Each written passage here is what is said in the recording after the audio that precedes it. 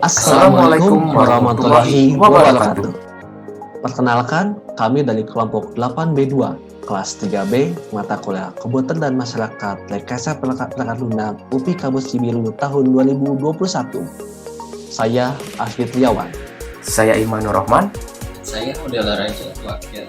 Di sini kami akan membahas mengenai topik kecerdasan artifisial dan kebutuhan masyarakat. Adapun topik kelanjutan yang kami angkat ialah Digital Voice Assistant atau asisten suara digital. Semoga video ini dapat memberi kebermanfaatan bagi kita semua.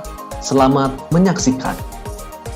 Kecerdasan artifisial yang bisa disebut Artificial Intelligence dan disingkat AI merupakan perkembangan teknologi informasi dan komunikasi yang mengemuka dalam 10 tahun terakhir.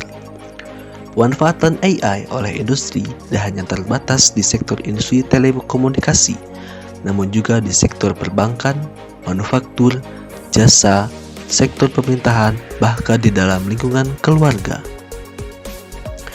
Namun, implementasi AI di Indonesia tergolong rendah karena banyaknya permasalahan, seperti skill pekerja yang belum memenuhi untuk mengoperasikan AI, serta kurangnya investasi untuk mengembangkan infrastruktur AI.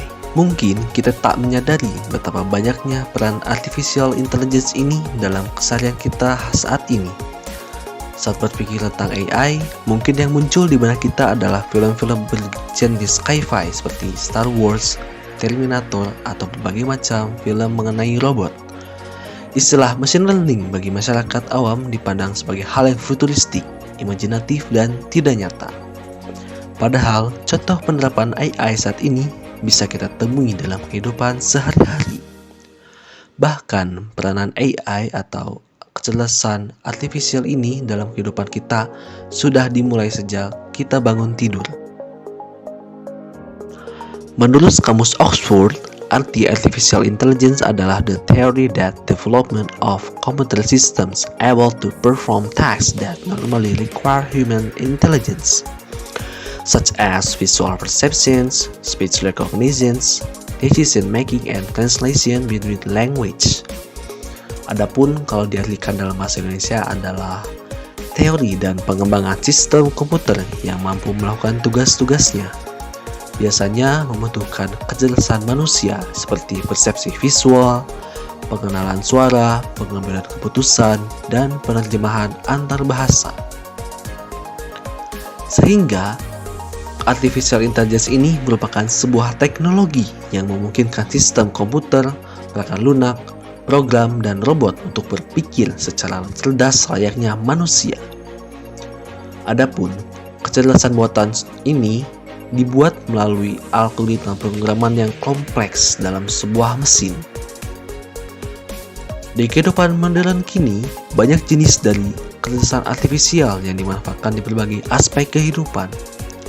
Sebut saja dalam aspek hiburan ada virtual reality, di bidang keamanan ada teknologi pengenalan wajah, dan di aspek teknologi ada chatbot, pengenalan gambar, algoritma pencarian, hingga digital voice assistant.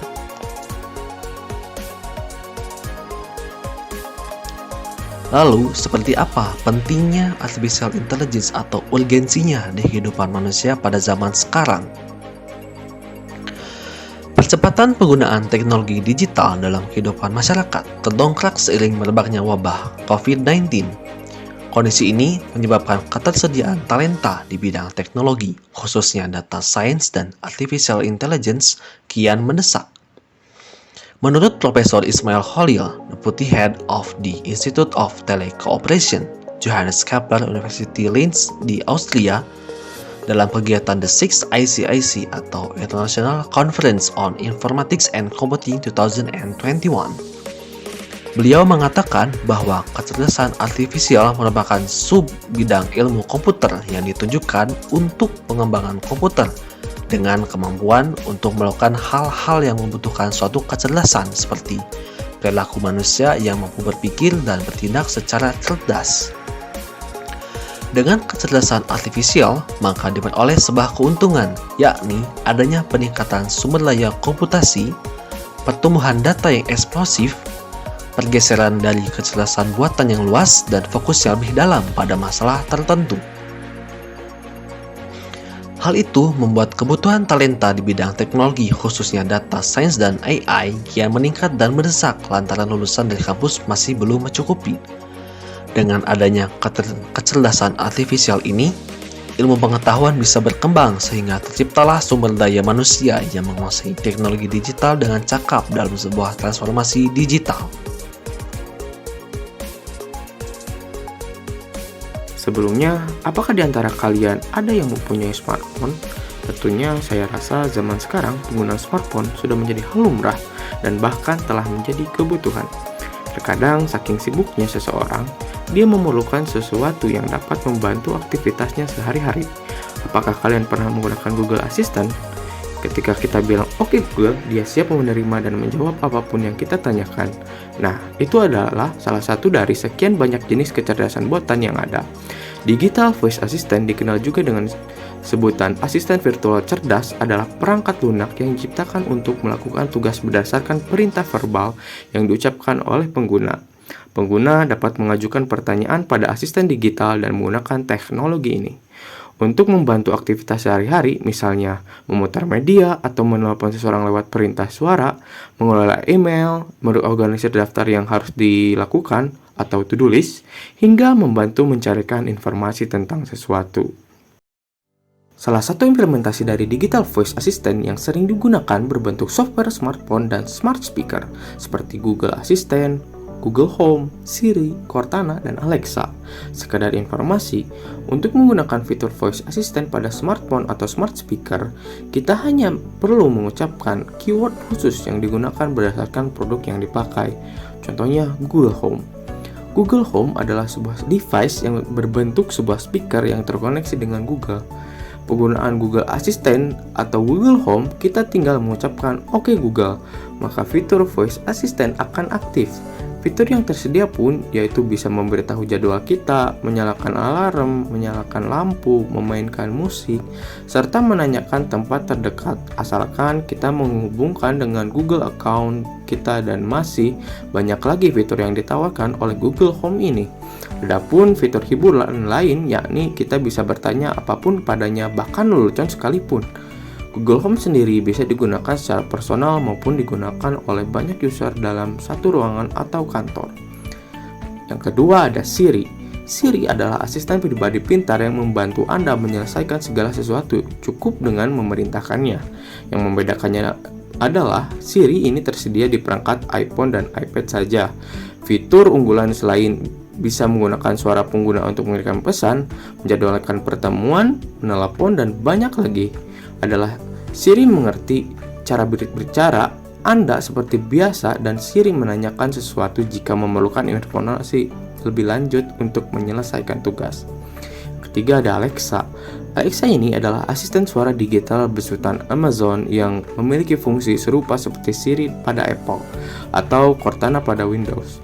Sejak diperkenalkan pada November 2014, Amazon Alexa sudah dipasangkan pada variasi produk Echo milik Amazon dan serangkaian produk smartphone. Untuk penggunaannya sendiri, Alexa ini sedikit lebih kompleks, tapi masih bisa dilakukan secara intuitif. Saat setelah terpasang, penggunaan hanya tinggal mengucapkan Alexa untuk mengaktifkannya. Prosesnya dimulai dengan menafsirkan apa yang dikatakan pengguna. Setelah mengenali apa yang dikatakan, Alexa akan mengirimkan data ini lewat internet ke server berbasis cloud Amazon Alexa. Layanan Alexa Voice ini kemudian akan mengkonversikan sinyal suara ke dalam perintah bahasa komputer yang dapat mengeksekusi sebuah perintah. Alexa juga dapat mengeluarkan output secara verbal berupa informasi-informasi yang diinginkan seperti waktu, cuaca, dan kondisi lalu lintas. Dan yang terakhir ada Cortana. Cortana adalah asisten produktivitas pribadi Microsoft yang membantu Anda menghemat waktu dan fokus pada hal yang lebih penting. Awalnya, Cortana adalah salah satu fitur yang ada di Windows Phone, lalu pada Januari 2015 hadir di Windows 10. Namun, Cortana kalah pamor dari ketiga asisten virtual lain. Cortana hanya memiliki 230 skill, sementara Alexa memiliki 2500 skill. Hal tersebut membuktikan bahwa konsumen tidak tertarik membeli perangkat pintar Cortana yang dibesut oleh Microsoft. Dan Microsoft pun menghentikan pengembangan Cortana di perangkat lain selain komputer desktop berbasis Windows. Selanjutnya, apakah alat ini bisa mendengar semuanya? Ya, alat ini tentunya bisa mendengar dalam artian alat tersebut merekamnya dan bahkan menyimpannya ke dalam suatu perangkat. Seperti contohnya, ada asisten pintar gadget, yaitu Alexa, memang dirancang untuk merekam dan mendengarkan suatu percakapan dan juga memungkinkan perangkat untuk mengeluarkan sejumlah kecil interaksi. Untuk perangkat dapat mengetahui ketika pengguna mengeluarkan permintaan kepada Alexa, seperti misalnya untuk menemukan musik atau mencari hal-hal lainnya di internet.